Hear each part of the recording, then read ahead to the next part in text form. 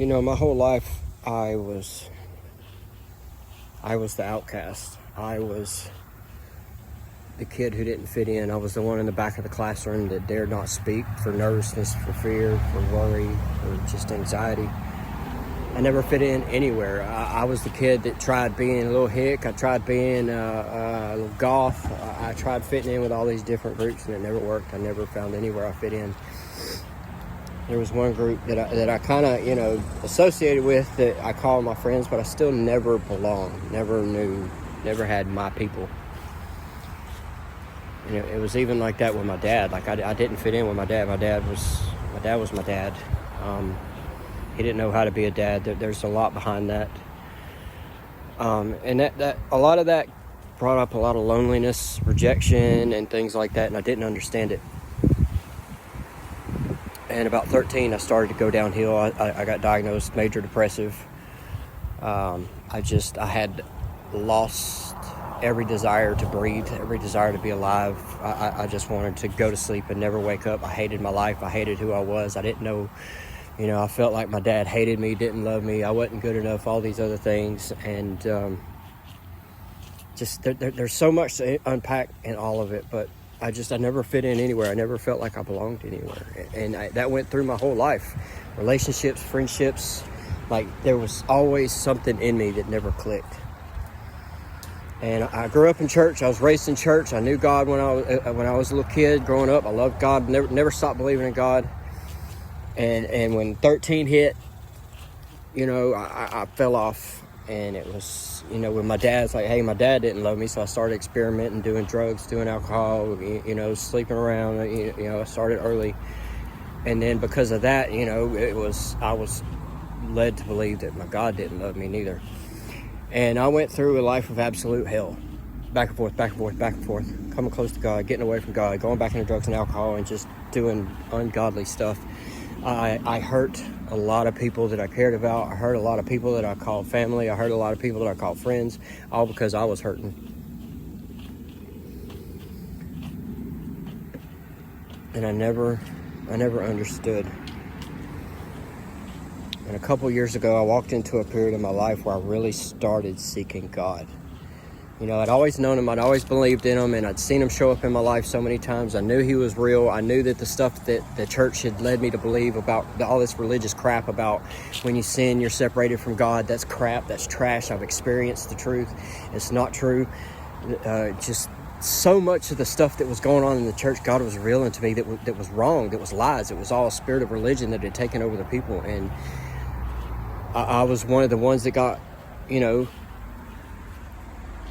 led to believe that God didn't love me because of the church and the things that they taught and they believed in the way they were.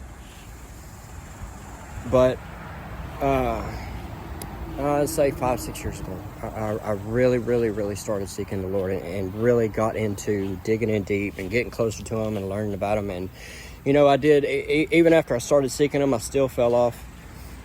Just stuff that he was exposing in my life. Like I thought I was closer to God than I ever was before.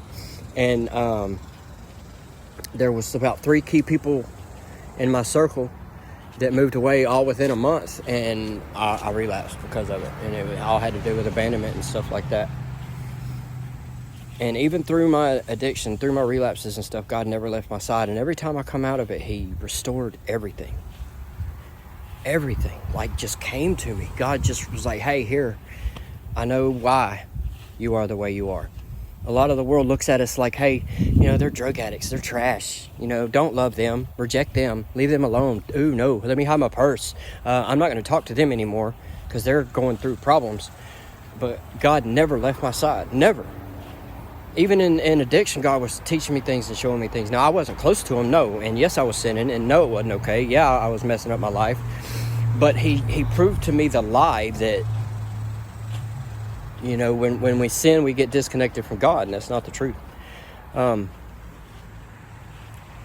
anyway, about 4 years ago, I really started seeking him. And about 3 years ago, between 1 and 3 years ago was probably the 2 greatest years of my life. And there's a lot of good things that have come into my life that I have lost, that I have been disconnected from. But the greatest 2 years of my life was the past, between 1 and 3 years ago.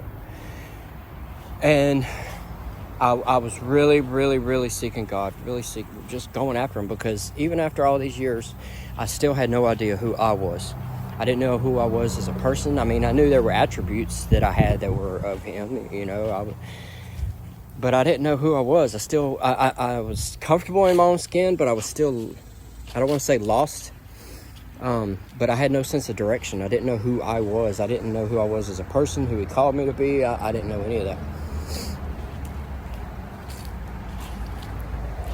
And a little over a year ago, I took a step of faith. And the Lord asked me to quit my job. And it was, I was so secure in God that I left. And he did. He stepped in and he really blessed us. He used certain people to be there with us and through it, and blessed my family and just helped us through that hard time, and ended up relapsing about, I don't know how many months after. And just watching people fall off when you go through a hard time is it's almost disgusting, watching the people that walked out on our lives almost immediately. And then over time, people would walk out of our lives. There's a few that really stuck in and stuck with us the whole time, and were there for us when we really, really needed them. And,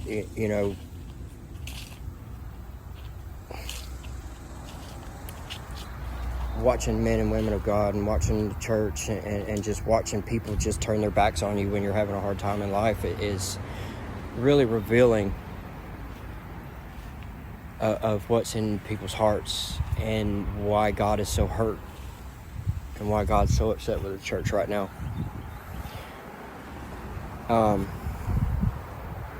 So yeah, about a year ago, I left my job.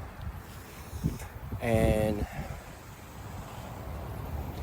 I don't know how many of you are listening or watching this and have really, really sought the Lord and have really went after him. And I didn't know that the past year would be my greatest step of faith, the greatest tests, the greatest struggles I would ever have in my life. I used to be an addict. I dealt with addiction most of my life. And I will say I used to be, because I'm not going to, I'll explain that later.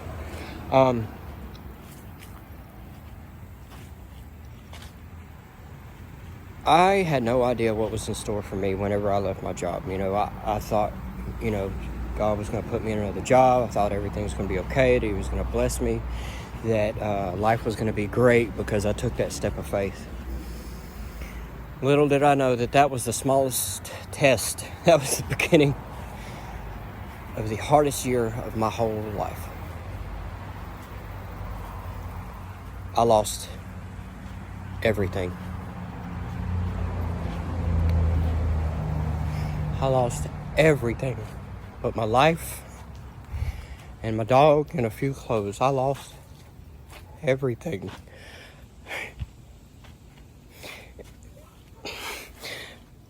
Man, and I thank God for every day that I went through in my life that I've lost things over and over and seen him show up, because if I wouldn't have experienced that before in my life, I don't think I would have made it. Lost my home. Lost 2 homes in a year, 2 cars in a year. Had a gentleman bless us with a truck, and I lost it because just couldn't get right. Just lost everything. And the one last thing that I cared about more than my own life, cared about it more than my own damn life, towards the end, God said, you gotta let it go, man. And it was the first time I ever felt like I belonged anywhere, and I had to let it go. I didn't know why at the time. I do now, but I had to let it go.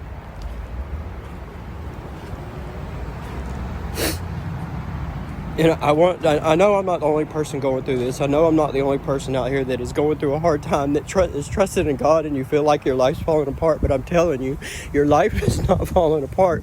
I'm telling you, He's pulling everything out of your life that no longer serves you. He's taken everything away to rebuild even better. I am 270 miles away from a place that I used to call home, and I feel more at home here than I've ever felt in my life anywhere. And because I stayed true and faithful, and I'm not bragging on myself, this is just, I want to encourage people that are going through this, because I know there's other people that are going to hear my voice, that are going to hear this, that are going through something like this. That God has asked you to give up something, whether it be a house, a job, whatever it may be, and you feel like your life's falling apart and you're stepping out in faith. And I want to encourage you, and I want to tell you, keep going. Because when I had to give up, the last thing He asked me to give up, it was the hardest thing I've ever had to do in my life. And I fought Him, and I argued with Him, and I wrestled with Him.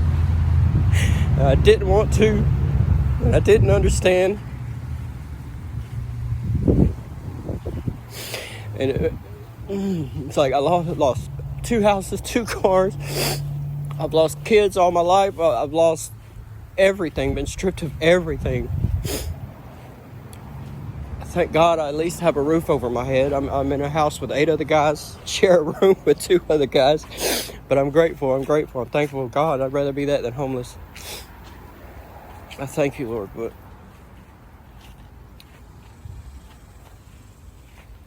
I cannot explain in words what He has done in me the past week. Like I said, I have nothing. I have nothing in my name. I don't have a home. I don't have a car. I do have a roof over my head, a place to stay for a while. But I have nothing. And I have never in my life experienced the things that I have experienced over the past few days. The things God is doing in my life, the things God is doing in me, in my head, my mental health. I know who I am for the first time in my life. I see my past, and I see it, and I'm not regretful of it, not resentful of it. Like the things that God has shown me and revealed to me, and the things He's doing in my life and showing me who I am. Like for the first time in my life, I know who I am. I am comfortable in my own skin. And I just indescribable feelings, indescribable experiences with God and with the Holy Spirit that He has done in me. I want to encourage you, if you're going through a hard time, if you feel like everything's falling apart, I'm telling you, when you rebuild a motor, you got to tear everything away to put the new back in. And it's the same thing. When you rebuild a house, you tear all the guts out. You remodel, you tear all the guts out. You tear the siding off, you put all new. But you got to strip it before you can rebuild it. And that's what He's been doing. And like, the stuff that He's doing in me can't compare to what I used to be. And I cannot express how grateful I am to God for what He is doing in me. That is the most important thing of all. And as far as like the possessions and stuff, like that's coming. I know that's coming because God's done it before, and He's going to do it again. And He has been speaking.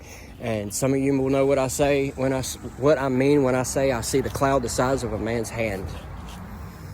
I see it. And oh my God, it's so glorious. I'm so grateful. I'm so grateful. I just want to encourage anyone that's going through, pressure, through pain, through strip, through loss, through destruction, through heartache, whatever you're going through. Don't give up. Don't turn back. Don't look back. Don't turn back. Don't do like Lot's wife did and turn back.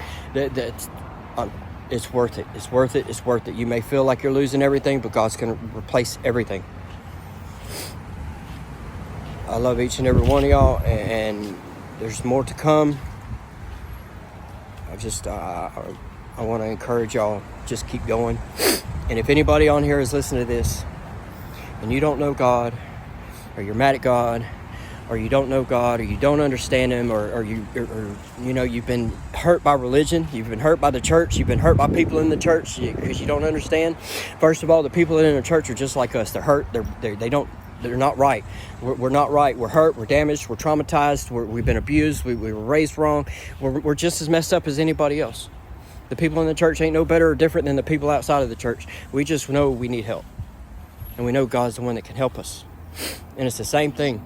And if you don't know God, I cannot tell you enough how good of a father he is. He is a father to the fatherless. He is the things he will do in your life. You don't have to go to church to go find him. You just wherever you're at. I don't care where you're at right now. Just stop and start talking to him. When you go to bed, just talk to him like he's your father. Just talk to him like he's your brother. Talk to him like he's a man, because he is a person just like us. We were created in his image. Just talk to him and talk to him. When you get up, talk to him. When you stop for lunch, talk to him. Anytime during the day you're feeling some type of way, talk to him. And I'm telling you, I'm speaking it over your life, that if you reach out to God and you start talking to him, I speak it into your life in Jesus' name. He will start talking to you. I'm telling you. And you, when God speaks, you know. You say, oh, well, how will I know? You'll just know. He talks to a lot of people in different ways. You'll just know. If you don't know, if you're nervous, if you're worried about it, if you want to talk about it, hit me up on Messenger. I am more than glad to talk to you. And just, I'll share more about myself. We can talk about whatever. But I want anybody under the sound of my voice that does not know God to come to him. And to come and learn who he is, because he's not who the church has made him out to be, not in the slightest. There is a difference between a relationship with God and religion, because what you see now is religion. What you see now is why God's fixing to start shutting down churches, because he is not happy with the way that people outside of the church are being treated. We got people coming into these churches that act all holy and great because they aren't doing certain things, but yet you got people that are coming out of the bars and going into church, that are going and sleeping with people and coming to church, but yet people that are gay aren't allowed in. Why are they shunned? People that are addicts, no, you don't dress right. No, you got tattoos and stuff, you can't come in here. I was blessed to have a good church I had a great church that loved people in addiction and just was gracious and loving and was good people.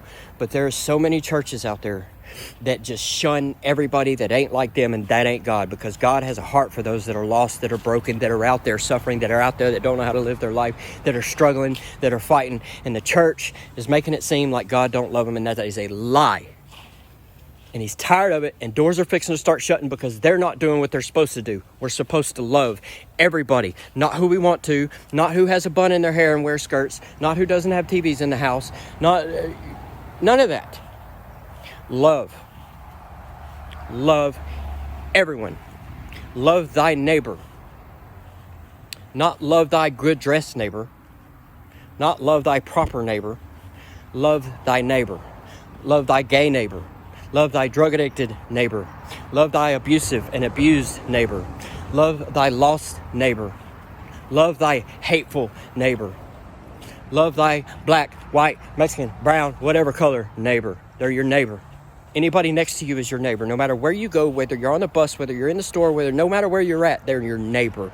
Love on them. That's what we're called to do. I have seen the Spirit of God in these treatment centers more than I have in most of the churches I've ever been to in my life, because of the fellowship, the communion, the honesty, the loyalty, the love that is in these places for each other, because we know what it's like to be in hell. And we come out of it, and man, I've been to 5 treatment centers in my life. I went to 3 in 1 year, and I went to 1 this year. And the love of God that is in these places, between each other, everything is left at the door, and we love on each other and lift each other up and help each other get through these struggles and let each other and that's not happening in churches. It's gonna change. It's gonna change, because I'm telling you, God is fixing to stop moving in these churches. Because these buildings are not the church. We are the church. And God's fixing to stop moving in these churches. And he's coming out here in these streets. And he's coming out here under these underpasses. And he's going out here in the homeless shelters. He's going out everywhere that we won't go. He's going to show up. And he's going to stop showing up in these churches. If people don't get off their tails, get off their pews, and start doing what they're supposed to do outside of the church to their neighbor that is hurting, that is in pain, that is in loss, that we're supposed to go talk to.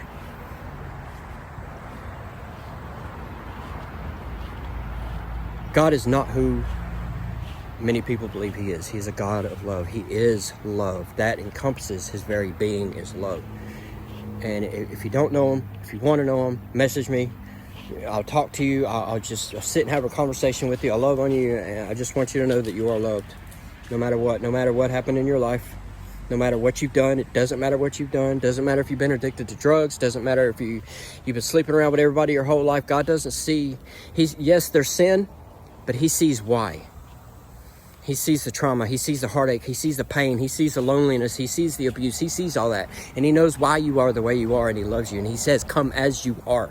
He never said, go get yourself cleaned up before you approach me. He said, no, come as you are. Because God doesn't expect you to get cleaned up. Because if you could get cleaned up, you could do it on your own. But no, he wants you to come to him. Let him in your heart, and he will heal you and change you from the inside. And that's what he's done with me. All the times in my life that I ever got sober, I only got sober because I turned to him. And when I walked away from him, my life started falling apart. This last time was a little different, but I had to be tested. And I see a bright future. No matter what's fixing to happen in this nation, I see a bright future. I see a good future of just untold things. But I want to thank y'all, anybody that listened to this. I love y'all. I will have more. I got a lot of my heart, a lot of spirit, and a lot of my spirit to share. And I just want to tell y'all I love y'all. I hope y'all have a blessed day. Love you.